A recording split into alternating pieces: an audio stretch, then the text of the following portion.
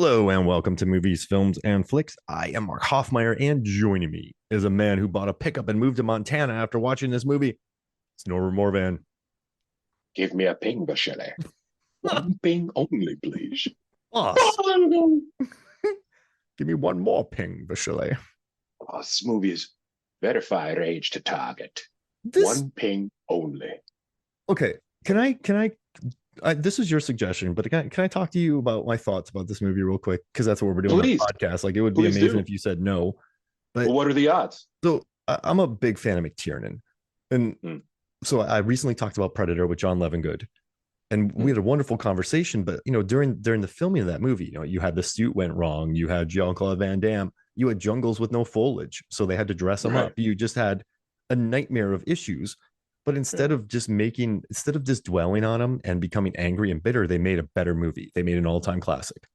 Then he goes to Die Hard, and Bruce Willis is working on another show.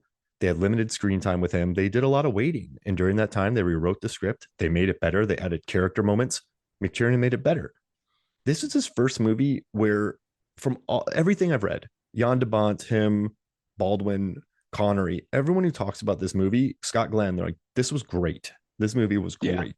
And so they had enough money, they had enough time, they had a great cast, they had a willing cast, and they didn't have the issues or the time or any that created a lot of time. They didn't go over budget.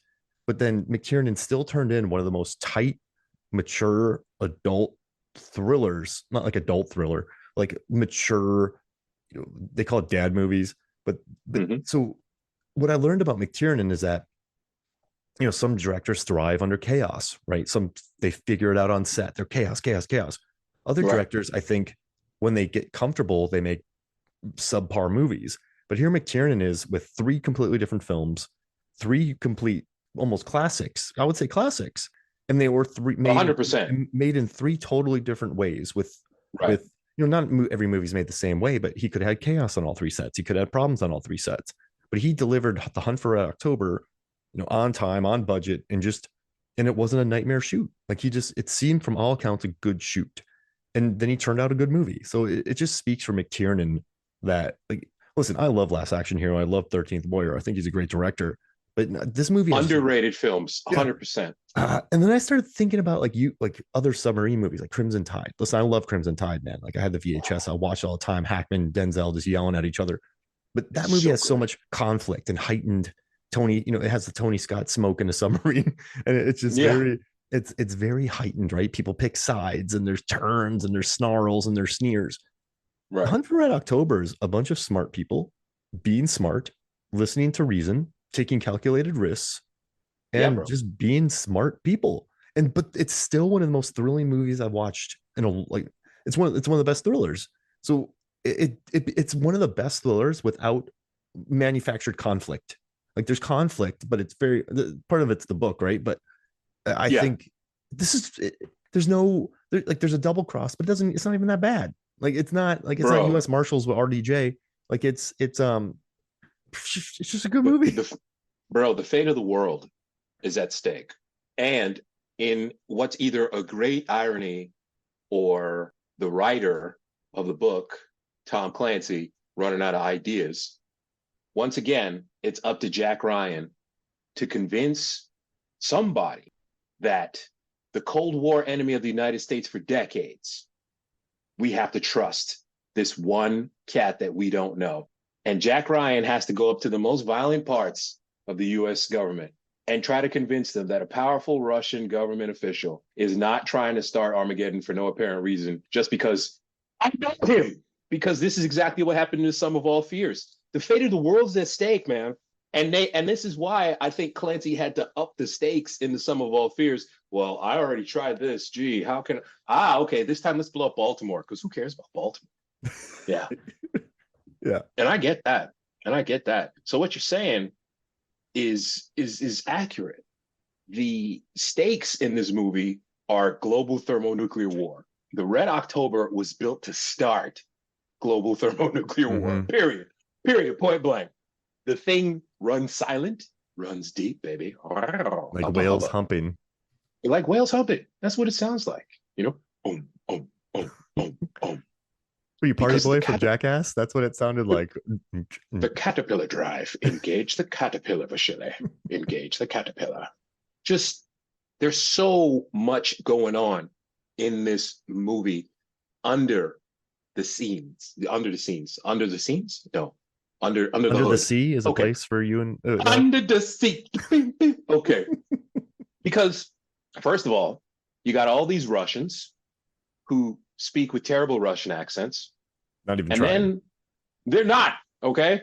You got Sean Connery speaking with a Scottish accent, and then you got your boy, aka the devil from Damien, the Omen 3, Sam Neill, speaking with a Kiwi accent.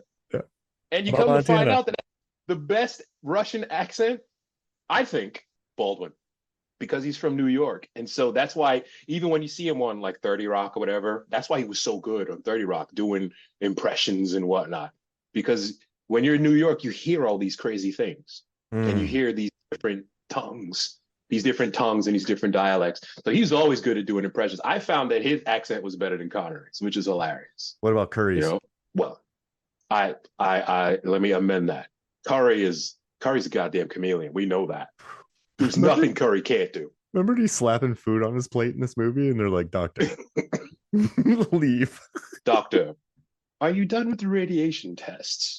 Do you have the results? Don't you need to GTFO ATM? Oh man. Bye. Because we are planning to defect. He's going to defect? He's going to I know him. His wife died. I know him. Come on. Oh, What's your evidence? Because I know the guy. I met him at dinner once, like 20 years ago. He's always Whatever. crazy Ivan. Wait, crazy Ivan. Crazy Ivan. Yeah. Crazy Ivan. That's right. That's right. But you know what though? Like there's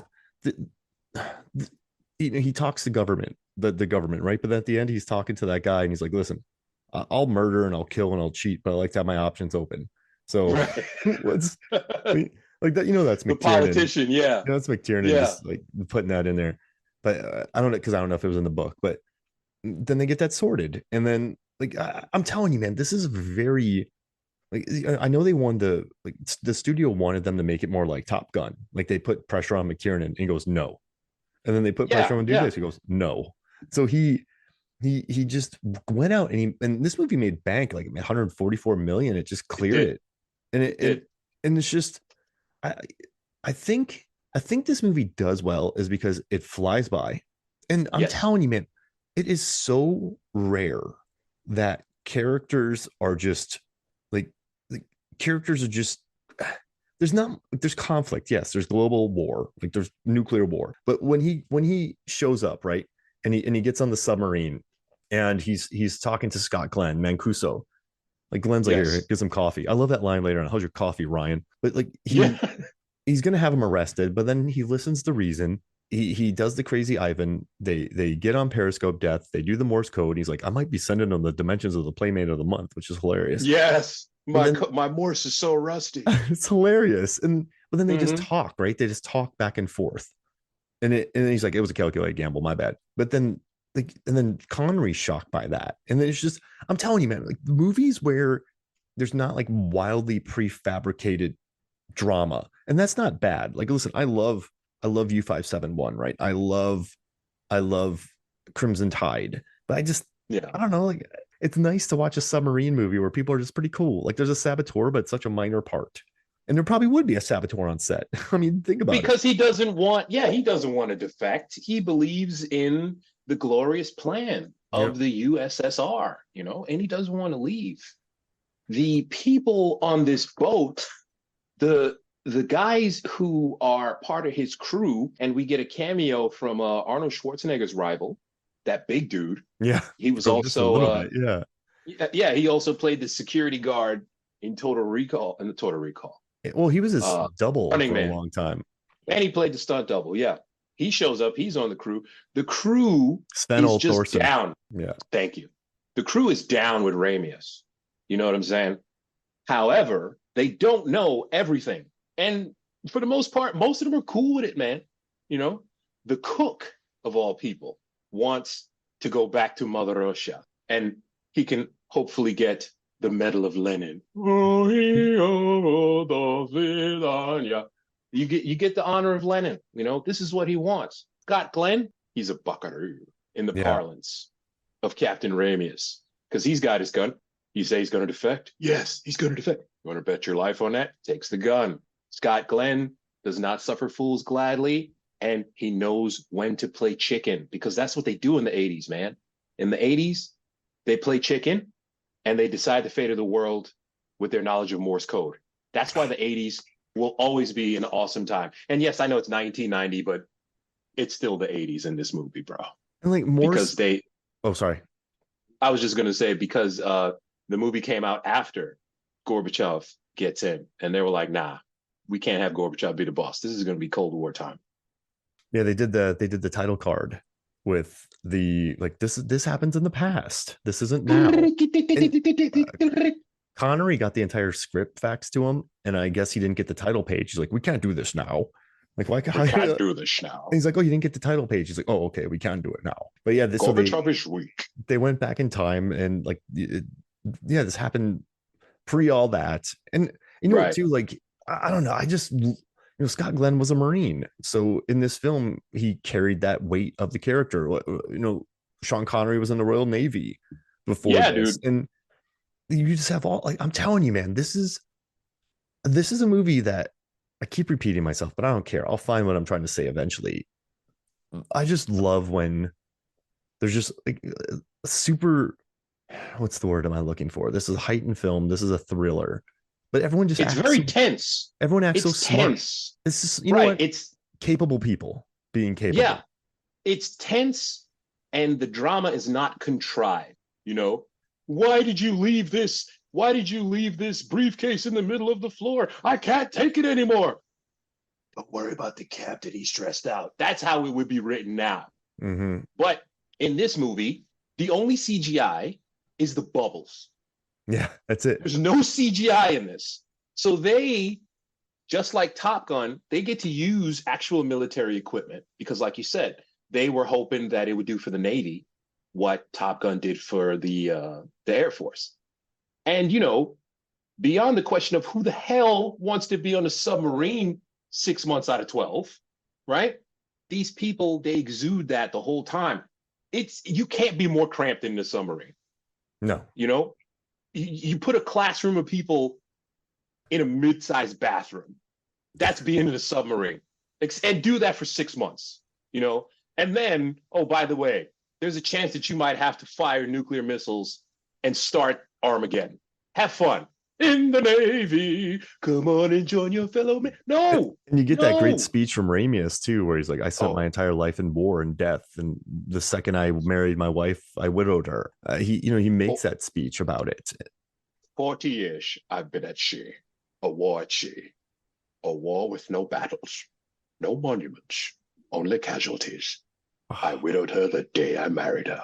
Where's the Oscar for that? Yeah. Not to say he wasn't dope in The Untouchables, but Ramius conflicted.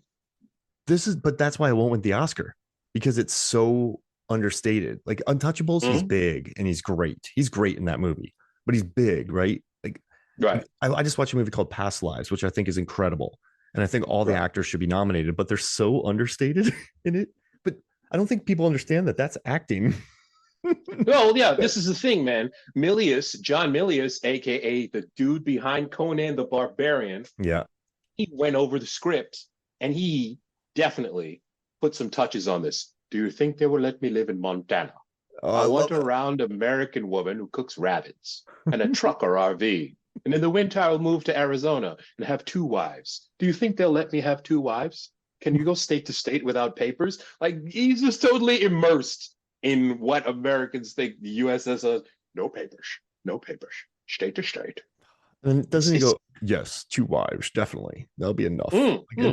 What a great line. And listen, rabbit, ladies and gentlemen, delicious. Tastes like chicken.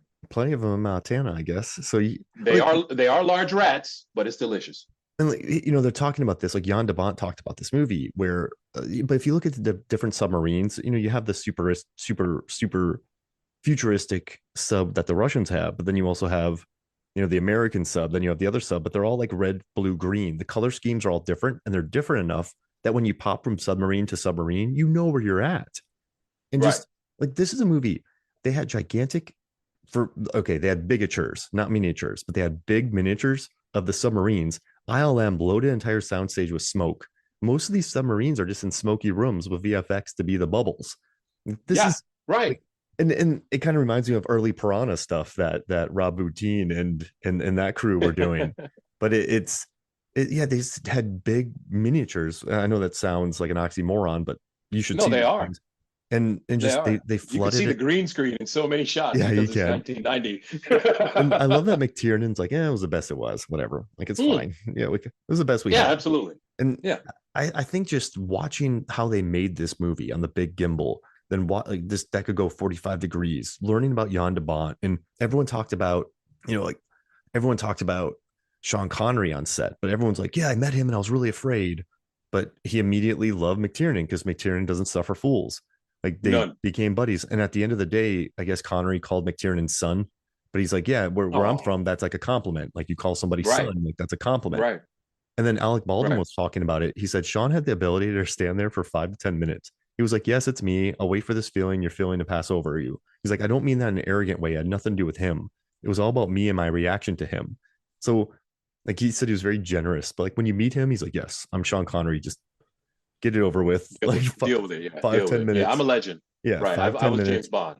Like, I don't think that's, you're being full of yourself. He's just used to it. He's like, just, No. Right. if he was like, no, no, no. But if he was just like, yes, it's me, get it out of your system, let's go to work. Then I guess Sean loved Baldwin. Sean loved McTiernan. Sean loved Jan de Bont.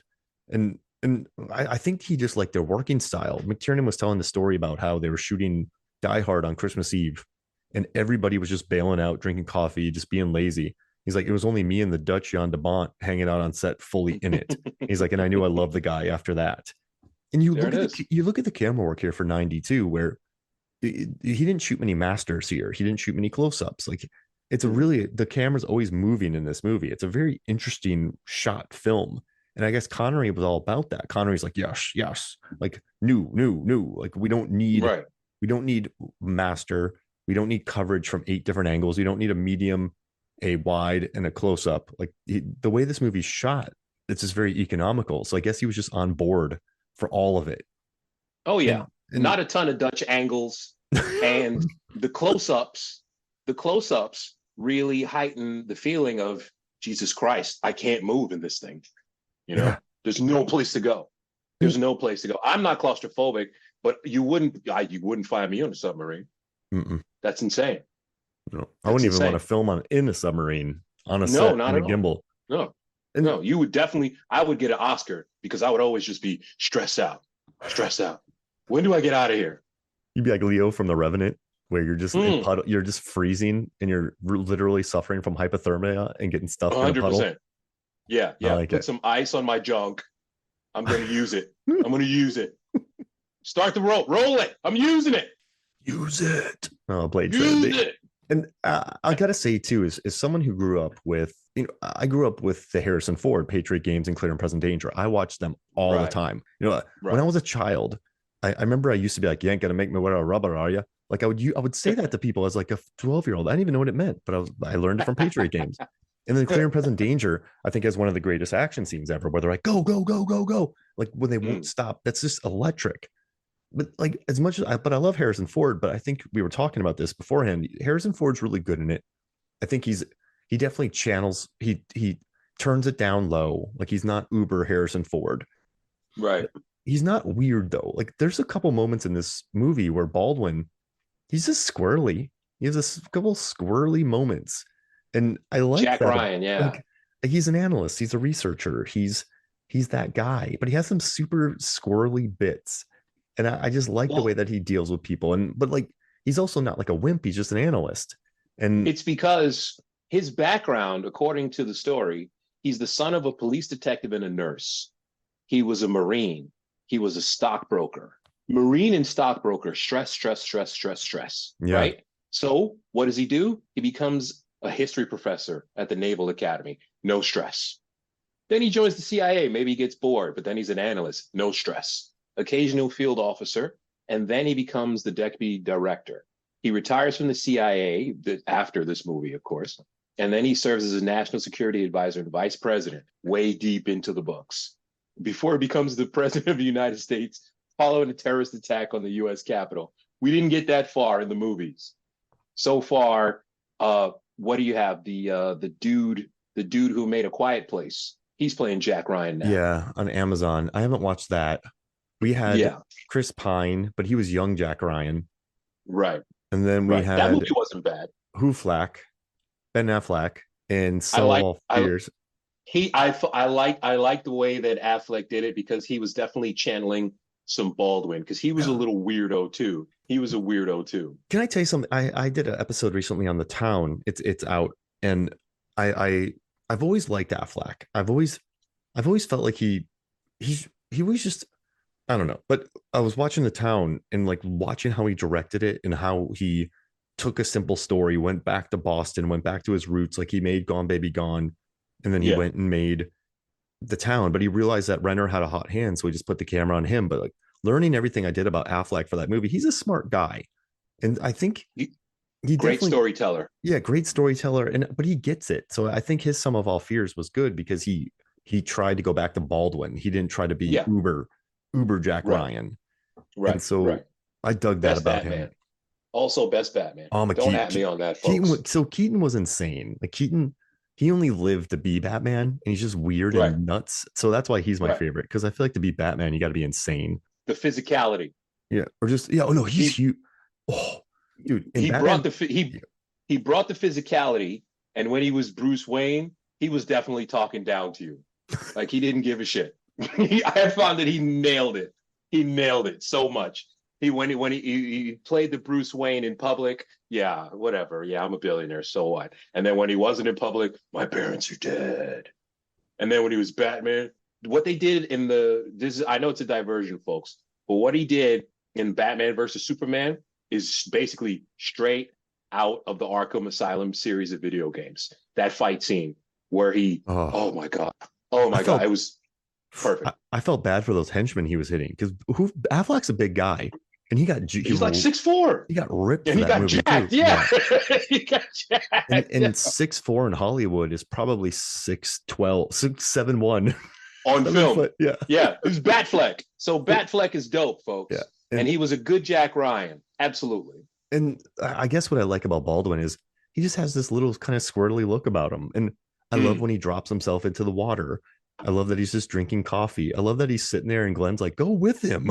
Mancuso's like, go with him. So he's not this super gung-ho guy, but he's still capable. Like he's still a Marine. He's still, he still has that background. But I just dig that. I don't know. He's had oddity to him that I like. No, he's weird, man. When he's crawling around trying to find the saboteur, he's talking to himself. Most things in here don't react well to bullets. Yeah. Like me, I don't react well to bullets. And he's having this internal monologue out loud. And he sits there, tries to figure out, he's shaving. These people are in a submarine. We need to get them off a submarine. How do we get people off a nuclear? I've got it. Eureka. He's such a weirdo, man. He's a weirdo. And when he shows up with James Earl Jones and he's talking about the teddy bear, he's like, what's that? He's like, it's a teddy bear. But he says it in such a squirrely manner. And I just love it. Like that's what I want. Like that's what he brings to the role. And so I love that about him. Also, this movie has just such a deep bench. Like Courtney B. Vance, Jones, dude, when Jones is on, he's almost a character immediately. Like, I know when something's well written and well performed, and I know when the actor likes the performance, when they come across as like, this is when they come across fully fleshed immediately. And I think Jones 100%. Was really good. I mean, I think Sam Neill I loved in this movie. He falters a couple times, Sam Neill, but I think it's part of the performance. And I also just think like it's good though. He doesn't wait too long. He's not like officially started. Officially. Like he also does his best Russian accent when he dies. I would have liked to have seen Montana. Suddenly he becomes Russian, and then he dies. It was great. The rest of the movie he's speaking with a Kiwi accent, and suddenly he becomes Russian when he dies. It was awesome. I just it has a deep bench.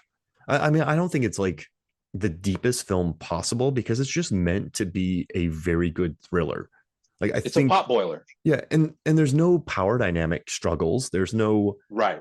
you and I aren't talking about Denzel versus Hackman, right? Who was right, who was wrong, Yes. and I think the world needs these movies sometimes because, and I think that's why this movie has lasted so long is because you can just sit there and watch it, and it's just good, and there's never a moment in it that just exhausts you or annoys you because people are so dumb Right. or there's a double Right. cross or like, oh, this is that scene, like I got to look forward to that scene. It's one of those there's a clear good guy, there's a clear bad guy. And he has some obstacles to achieve to defeat the bad guy to achieve his goals. It's a very straightforward, simple pot boiler. It's not the fastest movie in the world, but it's always tense. It's Mhm. always tense. And It keeps that tension. there's nothing in it that takes you out of it, and that's why it plays so quickly. I think the like okay, this is the difference between a good like so I watched Thor Love and Thunder, and I swear to you, man, I thought it was 2 hours and 40 minutes, and it's under 2 hours. I remember I walked out of the It's theater and long. I walked out It's of the long, theater. bro. I was like, that was only 2 hours because the humor, like it drags it to a halt. The movie It was a stops lot. so many times, and you feel that weight. But then there's movies that like this one that are 2 hours and they fly by, and not a lot happens. There's no big bang explosions. There's not a lot of fisticuffs. I mean, Connery does kill a dude. Who had How it did he coming? kill that dude? He's This is what I Connery. was trying to He's understand. got meaty What hands. Okay, so he smashed his head on the table and he Yeah, broke his neck or he yeah. crushed his windpipe. This is what I'm trying to understand. I think he snapped his neck because he just slammed him. I mean, Okay. he's Sean Connery. He's got the Yeah, beefy hands. I guess you're right. Continue, my friend. And but like there's nothing takes you out of it. You can just sit here and watch it and you never go "Pff," or you never go or Right. you just watch it and that's why it flies by. The like you watch a movie like the best long movies are the ones that just you can immerse yourselves in and you don't even feel it anymore. And Exactly. I think that's where people get the difference wrong between oh not another long movie. It's not it's not a long movie. It's just it's only a long movie if it's not if it takes you out of it or it's not edited well or there's things that you think about that take you from the experience, then you feel the length. This movie doesn't have that because it's just so Not at all. beautifully made. It's well done, man. My favorite thing about this is, right? Red October, most advanced submarine ever made. The Typhoon class and all of the other submarines, this is peak modern technology. How do we find out about the Red October? Blurry ass pictures with an old people magnifying glass to, oh, are those doors? Yeah, those are Yeah. doors, right? We got satellites that can see things from outer space and measure heat blooms. And when we have to do the timing for the canyon, we're using 1800s math wheels to do Yeah. calculations. How is there no camera on this thing, man? I keep every time, you know what I mean? And I guess it's because we live in the 21st century now and there are literally cameras everywhere. Mm-hmm. Ladies and gentlemen, I need you to understand, okay? This is not even me being paranoid. When you enter city center or your job or McDonald's or whatever, you are being recorded. There are cameras everywhere. How the hell are these submarine drivers, I'm sorry, pilots, drivers? Submarine pilot. Yeah. How the hell are they not just running into whales? I mean, yes, sonar. I understand sonar. Damn it, there's no windows. You can't see, Lawrence. And bong, bong. I've played video games, where the controller shakes when you're getting closer to something. Is this what we're relying on? The technology has always fascinated me with these submarine movies. And I only like two submarine movies, I'll be honest with you. This one and Crimson Tide. U-571, fall asleep. Das Boat, fall asleep. And I don't know why. Not a submariner. This, Like they knew that they were Submariner. they knew when they were 20 feet away. It's got to be the ping, Yeah. the sound, and I mean that's what you get your training on, right? You get that sonar, like, but it's nuts the technology these things have, and right. But like that's a trade. Like these Yeah. people in this movie are just very good at what they do. I mean, Jones is very good at what he does. So it's bro. He was in SoCal studying for this. What's your major? Mm-hmm. You know what I mean? What is your major?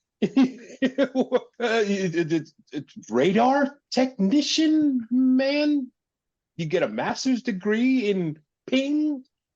It's fascinating. So when I think about submarine movies, I guess this is the way when I think about U-571, I just think about people on the, for lack of a better term, steering wheel, just jumping up and down like Star Trek because they're getting hit with waves. It's still a lot of fun. I mean, you got Billy Pax, you got McConaughey. I'll take it. But then you get Crimson Tide, and I just have a sneer from Gene Hackman on my face, and then a sneer from probably James Gandolfini, and then even Viggo Mortensen sneering. Just a lot of sneers. It's just Crimson Tide is tense. It's more tense than this. Yeah, because it wants to be from Harlem, right? It wants to be, but Denzel's from Harlem. He's not backing down. And Gene Hackman, old school, he's not backing. And oh, by the way, we have to launch a nuclear missile, probably. What? I love that movie, man. Well, no, listen, and I don't want you to think I'm hating on it when I talk about these two. I know you're not. I know you're not. I just think I'm very impressed by movies that become successful by not going the Michael Bay route, which is fine. Right. Not Michael Bay, the Bruckheimer route. No, I know what you mean. Explosions and boobs and explosions. Listen, like I love Tony Scott, right? Like I think he's incredible. But like for me, it's just like Unstoppable. I think is a very good movie, like with people making very practical decisions, and that did well. Right. Like I love movies that don't need the heightened drama to make bank and be successful. Like that's when you know it's a good movie. Now, I don't think these movies are ever going to be looked at as classics, but I do think there's an art to telling a story like this, and that's why these are so rare nowadays. And, and like I think my favorite submarine scene of all time is Life Aquatic, when he's like, "I hope he remembers me," or "I wonder if he remembers me." I almost tear up every single time, man. I'm doing an episode coming up soon on Deep Star 6. You and I have talked about Leviathan, but that's not really a submarine movie. But it's still under the sea. Down Periscope, that movie. Yeah, I watched Down Periscope as a kid because there's nothing serious about it. So if you're bummed out, you just put it on. You're like, oh, I'm just watching Kelsey Grammer be an idiot. But I don't know, man. This is a movie that it's so McTiernan. It's so, I don't know, and I like that because of it. And Jan de Bont's camera work in this movie, beautiful. It's gorgeous work. And also, I think it's probably okay. I would say it's between Top Gun Maverick and Deep Star 6 when it comes to blinking lights and pushing buttons in movies. Blinking and twirling and blinking and flashing and blinking. Top Gun Maverick's button pushing is some of the best because you watch a Star Wars, and I swear to you, you got to flip your switches. They're flipping switches for 45 seconds, Norbert, and you're like, they're not even looking, and they're flipping switches, and you're like, what is? What's that switch for? Is that like the heat, the seat heat? Like, what do you? The vertical thrust. It's the vertical thrust. Everyone's just going. You don't even know what that is. But then you watch Top Gun Maverick, and every button that they press is probably real. They got the planes, bro, and they were in the planes. Yeah. So when you watch all the button pushing, you're like, yeah, that makes sense. I like that. And then Deep Star 6 has so many blinking lights that I'm like, this is really good. Like the late 80s, 90s, early 90s had some great blinking light movies. Oh yeah. And this one here, not only do we get the great camera work, but we just get the excellent script. Yeah. What are the stakes? This thing could park a couple of 100 warheads off Washington or New York, and no one would know anything about it till it was over. Musical sting. Okay, I got it. We're all going to die, right? You don't understand the crazy high tech. They do the Star Trek thing where they use the jargon and then they explain it with like a metaphor. Not if we stay in his baffles. Not if we stay in his baffles. We come in behind his propeller, they'll be deaf as a post. I get it. I know what baffles are now. It's just so well written. And then Ramius, Peter Firth, Mr. Putin, before he gets killed, he's just sitting in Ramius's room, smoking a cigarette. I don't have any privacy. Well, comrade, privacy's not a thing, you know what I'm saying? Because it's the Soviet Union. Also, you're underlining things like, I have become death, destroyer of worlds. Bruh, are you okay? I mean, you're driving a multi-megaton nuclear sub and your wife is dead. You're kind of moping about. Do we need to tell the Politburo something? Huh? Do you need some free, socialized medicine, get your head right, because you seem to be really cool with Oppenheimer, like after he realized he made a terrible mistake. And that's not where we need you to be, bro. We need you to start World War III, not hesitate. And then he breaks his neck because Yeah. Connery, meaty hands. Fascinating. Yeah. This is where I was. Just wipes his head on the ground. And Yeah. but someone could, but like, someone could have found out about that. That could have been drama. There could have been someone on this. Like, none of that happens. No. He's the captain. He just spilled some crap on the floor. There's been a terrible accident. Oh, that's too bad. And he just burns the papers. Nobody's going to smell it. That's another thing too. Yeah, Bro, that you're was a submarine. Why are we smoking so much? I mean, it's going to hang in the air, right? I know it's the 80s. I get it. But for Christ's sake, dude, that's a lot of airplanes. smoke. People smoked everywhere, though. Yeah. But he's having dinner with the guys who are going to defect with him. There's 8 people in that box, bro. 4 of them are smoking at the same time while he's trying to eat dinner. What's going on, man? Yeah. Oh, don't worry. It's fine. A lot of dry mouth on that boat. That's for sure. And then they use cigarettes when they get on the boat, and no one speaks English. They're just tensely staring at each other. And the engineer, Baldwin's like, "Can I have a cigarette?" But he doesn't say anything. He just puts his fingers up to his lips like, let's have a smoke. And once again, cigarettes bringing people together for thousands of years. I love this movie. I know. There it is. It's the little touches, brother. I'm telling you. Dr. Crusher. I thought she was a nanny. Apparently, she was supposed to be his wife. Yeah, no, she was a wife. I thought it was a nanny because she was like Mrs. What's her name? Yeah, is that the name of the doll? People were not happy about that, I guess, but whatever, it's fine. I love she's Dr. in it Crusher. she's in it for so little. And I love too, like, you killed us, you arrogant ass. Like, it's like, that's a great scene. Like, I love that the arrogant guys in this get killed. The people who, like, you have Ramius, right, listening to reason to a certain extent. Yeah. You have Mancuso listening to reason, and then the one guy who eats it's the arrogant dude who just doesn't who doesn't think, who isn't smart. First of all, Sarsgaard is in the movie for 3 minutes, and he is just such an awesome final boss. Yeah. Period. Full stop. He has one of those great lines of dialogue where, what does he say? He's like, "We're going to kill a friend, Yevgeny. We're going to kill Ramius." And my earlier thing of smoking a cigarette, the man is just blowing smoke in everybody's face, lighting cigarettes, just dropping the butts on the deck, stepping on them like it's outside. He is the boss. Mm-hmm. And we're going to kill a friend, but after I finish the cigarette, I'm ready to do it. I'm over it. It's not so depressing. Let's get it on.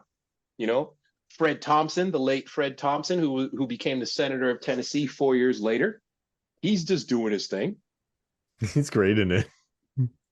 He's so great. I thought he was always a good actor, even when he was on Law and Order, because you were talking about the bench of people.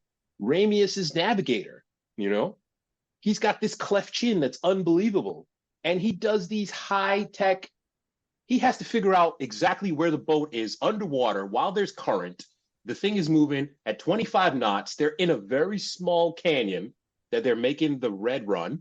And he's like, "Dude, we're 8 seconds over." But he uses his little spin wheel, not even like a TI-85 calculator, because I had one of those in high school. He's just like his little spin wheel. Everything is analog, and they have the most advanced computers.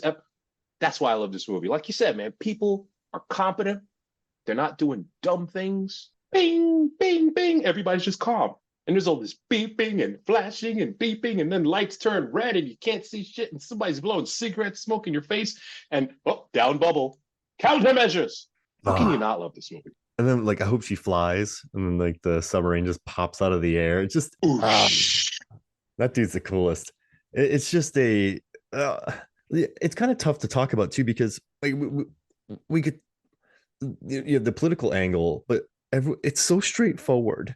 And so I think the reason I wanted to cover this mainly is because I think a bunch of really good filmmakers got together, made a movie without a lot of background issues, and just made a very mature, cool movie that succeeded. 100%.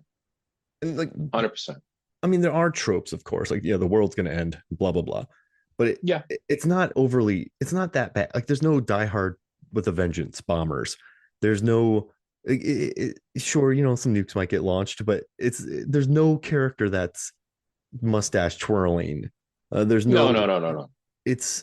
the political game. Sarsgaard. Yeah, that's true. Sarsgaard towards the mustache. But I mean, if you think about it, he's trying to kill a guy who's gone rogue. Like he knows it.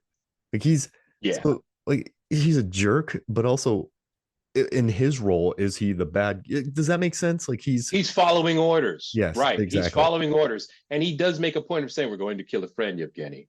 We're going to kill Ramius." He makes a point, and Ramius did kind of rub their faces in it. Yeah. Not only does he steal the most advanced submarine on Earth, he writes a defection note and gives it to his father-in-law, who happens to be one of the biggest political people in Russia. That's just a giant middle finger to everything. All right. It's his father-in-law. His wife died. Yeah, that's his father-in-law, bro. You ain't had to do that, But that's okay, man, because I know their tactics. The caterpillar drive. He's like, y'all are morons. I'm Ramius, dude. I'm about to go fishing in Montana. I feel bad for Sam Neill. But as soon as Sam Neill started talking about getting a wife with two trucks and moving to, I was like, he's dead. Oh yeah, he's on the USS I Love You. Absolutely. But like, so there's a movie I love called Miracle with Kurt Russell, and I think it's another movie that's very similar to this. Ice hockey. Yeah, and like they beat the Russians, and I didn't mean to go there, but that's what happened in the movie and real life. There's a scene where Kurt Russell is like going next, or again. And Noah Emmerich is doing that thing with the whistle, like, I'm not going to blow it. And then Kurt Russell's like, again. And he's like, blow the whistle. And then he blows the whistle. Then he's like, again. And he won't blow the whistle. You know what I mean? Like, blow the whistle. And the guy's like, I'm not going to blow the whistle. Like, there's none of that in this. Right. No, not at all. Not at all. There's no blow the whistle. Vasily is into meaty girls. And he specifically says he wants a round American woman. You know what I'm saying? So it's sad when Vasily gets shot. And that's another thing that we shouldn't be doing on boats. Number one is smoking. Number two, firing guns on a submarine. Not so much. Yeah. Some things you don't want to hit in here. Right. Number three, just ripping things out to sabotage. Just ripping. They ripped the caterpillar thing out of the wall, man. Like just pieces. These are brave, like you said, they're competent people. Because if I'm going to do sabotage, what am I going to do? Maybe I'm going to like break a light or something like that, or like pour coffee on a system that's not so important. This dude just ripped something out, and just the engineer finds it. Oh, well, this is what's broken. Clearly, it's all frayed with wires and whatnot. These are just brave madmen. Another thing we need to do, countermeasures, bro. How many countermeasures do you get? I used to play Tomcat Alley on Sega CD, where it was basically like Top Gun with full motion video. And when the missile is fired at you, you press the countermeasures button, but you only had like 4. So I tried to figure out, how many countermeasures do you get? I didn't get an exact answer, but there are 4 types of torpedo countermeasures: maskers, jammers, decoys, and anti-torpedo devices.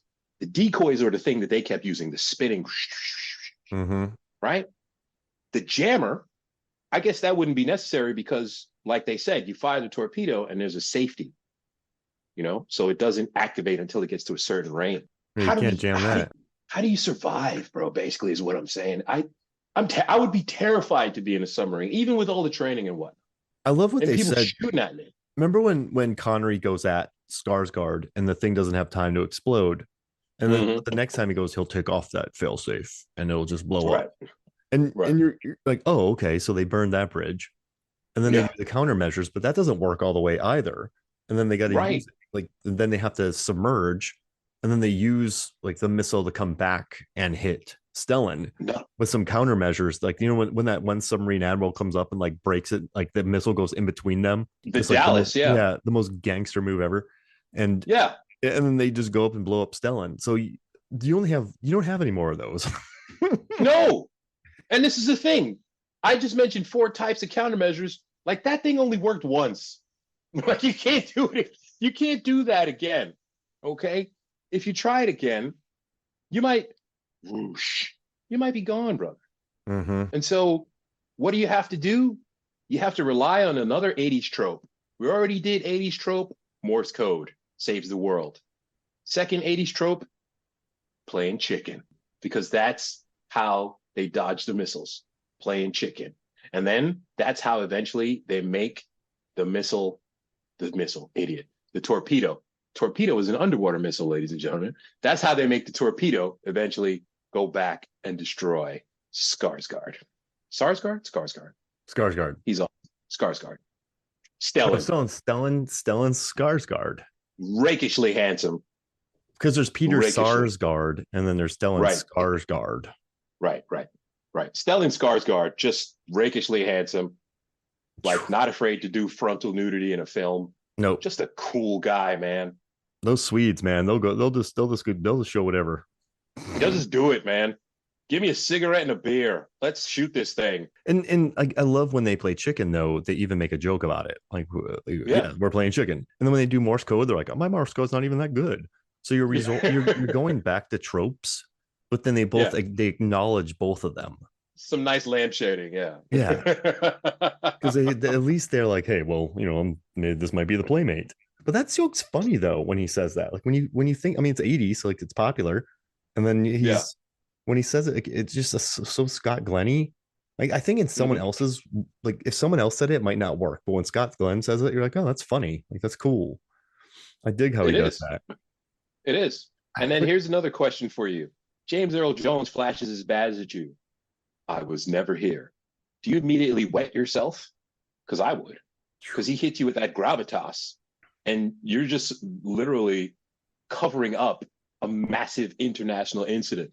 And you have to do it because James Earl Jones tells you, do you have instant fear? Do you just capitulate? Sir, yes, sir. What's your reaction? Okay, so if I would look at him, I got it. Like that's what I would say. I'm just like he has the power. You're not going to say anything. I don't think I would be totally afraid, and I don't know if I would buckle. I think you just like I wouldn't be intimidated by him. Okay, I wouldn't be scared of him, so I wouldn't be like, yes sir. But I wouldn't. But I would just look at him and be like, I got you. Like not that casual. Does that make sense? Like it's like he would look at me. You can't because you can't just be like, yeah, that's what's up. Yeah, you can't do that. So I would slap you. I'd want to give him a look and be like, got it, sir. And then he would look at me and be like, all right, he's got it. And then just goes away. Does that make sense?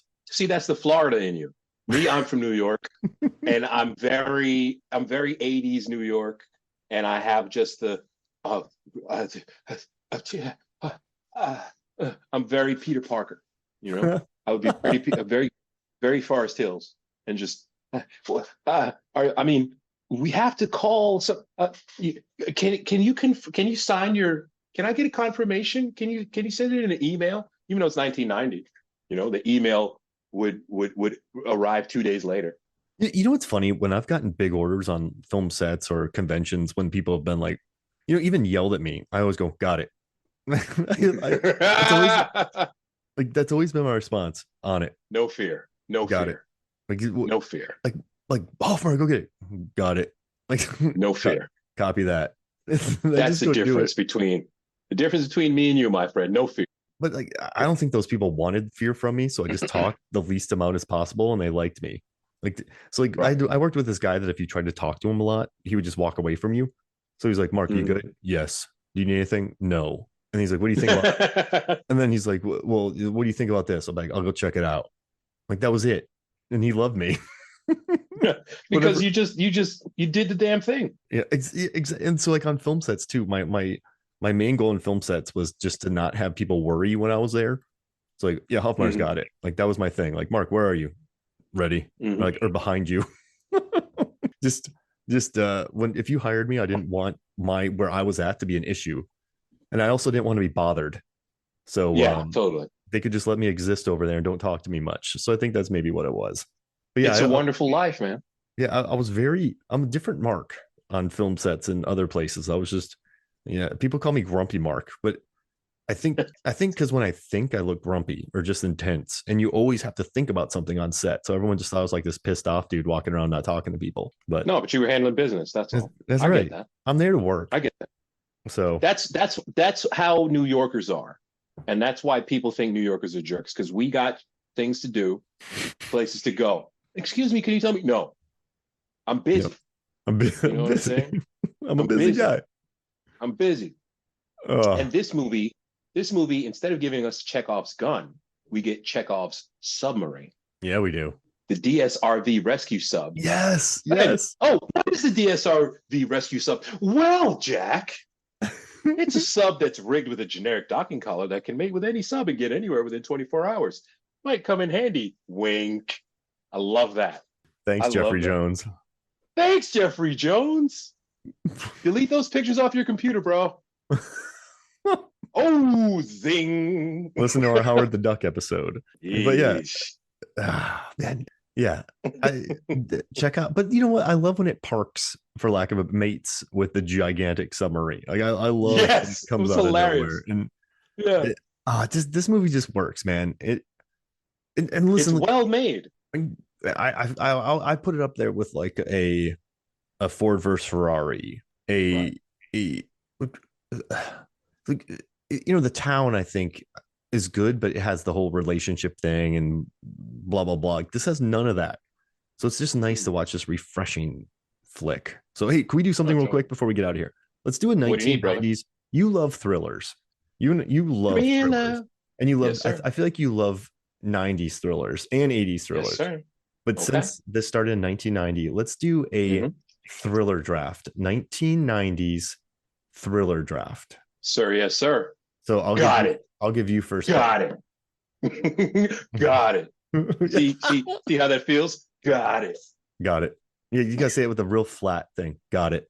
Oh, all right. A flat affect. Yeah. Okay.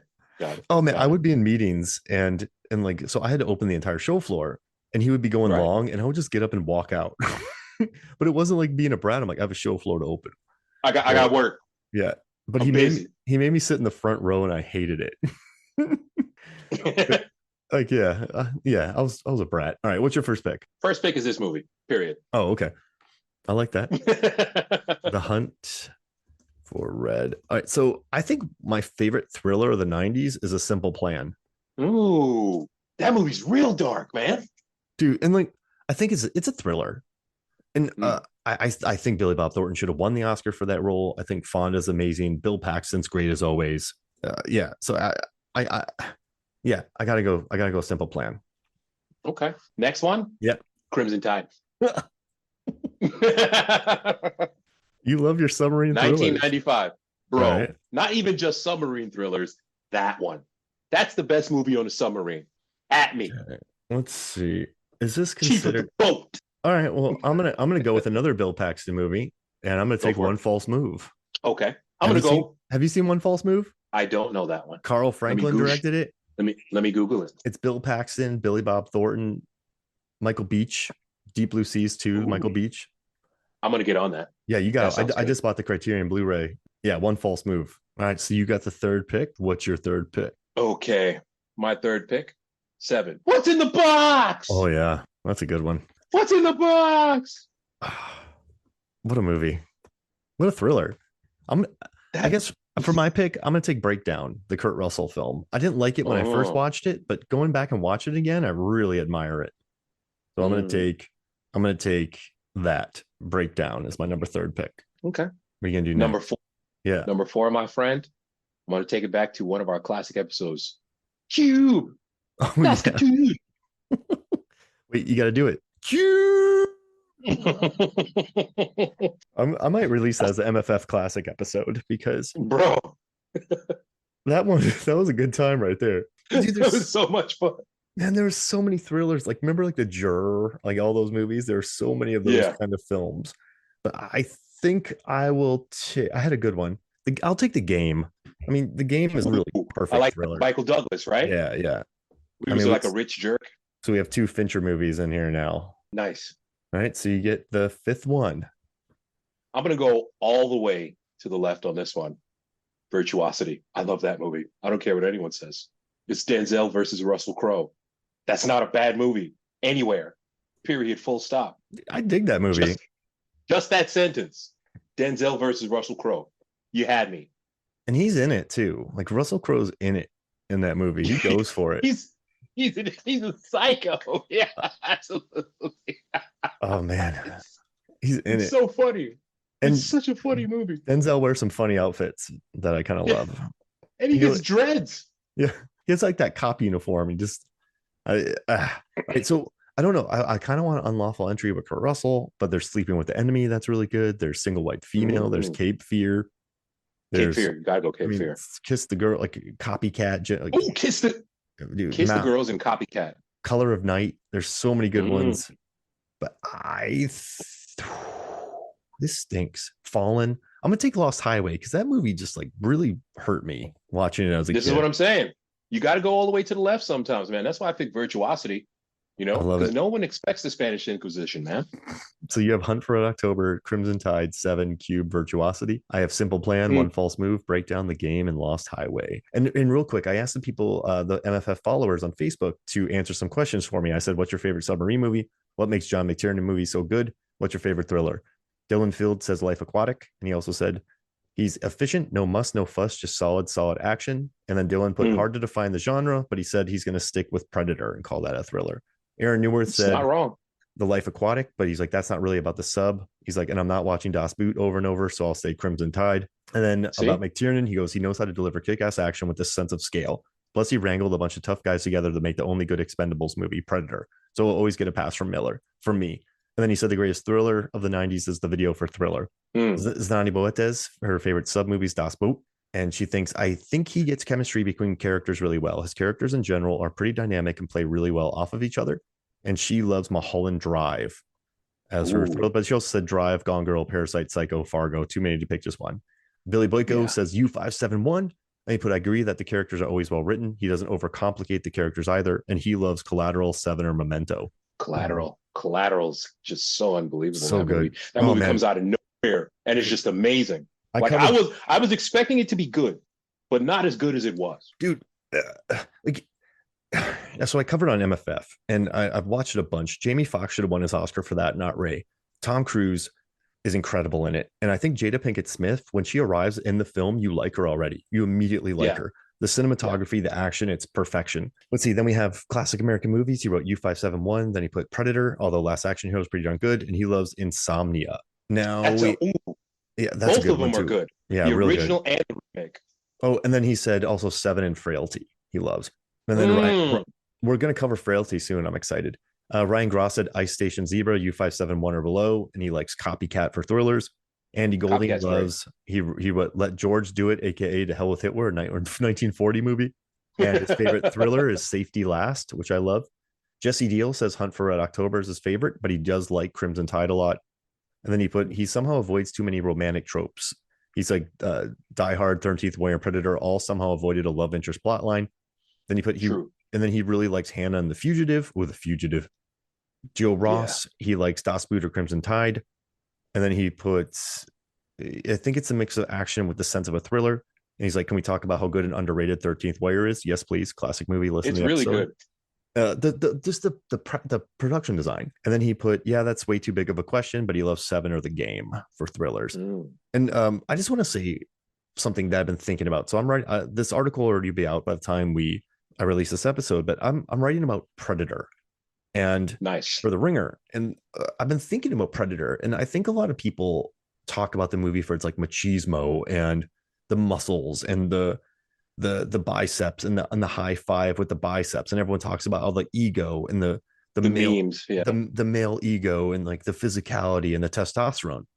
But if you think about it, Bill Duke, Schwarzenegger, Carl Weathers, all these guys signed up to do a movie where they get absolutely shellacked by an alien. So you have this whole thing where you're like, beefy testosterone, but each one of these men signed on for a film where their arms get blown off, where their heads get blown up, where Arnold Schwarzenegger basically becomes a final girl who has to set traps to win. He becomes Nancy Thompson from Nightmare on Elm Street. So I think one of the most maybe one of the more underappreciated things about Predator is that you have all the testosterone, but you play that so hard and then they just get wiped out. So all these men Yeah. who took these roles signed on to get killed easily by an alien. So it really does mess with sort of expectations and tropes. The tropes. Yeah. I don't think that's something it's gotten enough credit for. Like you set up That's these true. super burly men, but all of them knew they were going to die easily. Yeah. And there's a certain selflessness to that I really like. Mm-hmm. So yeah, I just I would say two things. Number one, that note that your listener gave, where it was the best version of the Expendables, that's 100% accurate. And number two, these guys have souls and feelings. They're basically mercenaries. Yeah, they're murderers. Okay, 100%. But Schwarzenegger, I don't do this type of work. You know, he's not just, he wants to believe that he's doing it for a reason. Dylan, he wants to climb the corporate ladder. He's got definite motivation. The rest of the team, absolutely, they will follow Schwarzenegger to the death. But Billy and Jesse the Body and Bill Duke, especially the chemistry between Bill Duke and Jesse the Body. Yeah. Those dudes are brothers. Yeah, they are. You can feel it. Those dudes are bros, man. They have a real history behind them, and it's barely spoken about. But when they do say something, there is a depth and a background that you just feel. They fill in the blanks with their emotions and the looks on their faces and the way that they act. And again, these men are murderers. They're definitely murderers. They've murdered a lot of people. Yeah, they did, happily. But they are not psycho. Yeah, and they get shellacked. Yes, they do. And when I say they're not psychos, it takes a certain psychosis, sociopathy to just be a murderer for the government. But they're not like the Joker. Yeah, they're not Gary Oldman from The Professional. You would want to hang out with these cats, you know? And if you ask them, so did you ever kill anybody? They would give you the look. That's not something we talk about. But yes, I did. Yeah. So yeah, that's my view. And that's why the movie is just an all-time film. Because they're not cheerful murderers. No. And they go down so easy, which I love. Yeah, like it takes a certain selflessness to portray this super badass dude and then just get killed easy. Like I like that about the movie. The Yautja is not for play, my friend. All right. Well, hey, thank you for joining me, Norbert. Thank you, my brother. Hey, where can people find you before we get out of here? At Eddie Kane on, I'm still calling it Twitter. I don't care. Norbert O'Morvan on the Instagram. Yeah, you can find me out there, and Norbert Morvan on SoundCloud. Love it, dude. Well, thank you for recommending this movie, and thank you for talking about it with me. No problem, my brother. So for me, Mark Hoffmeyer, for Norbert Morvan, this is Movie Source of Flicks. We'll see you next week.